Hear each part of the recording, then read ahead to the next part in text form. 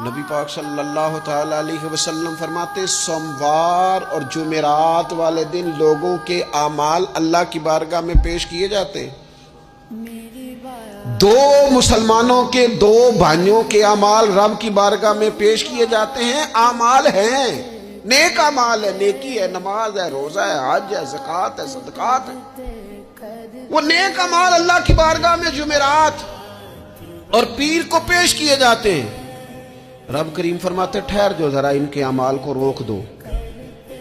یا اللہ کیوں؟ فرمائے اس لیے کہ ان کے آپس میں نا دلوں میں نفرت ہے، گھٹن ہے، عداوت ہے۔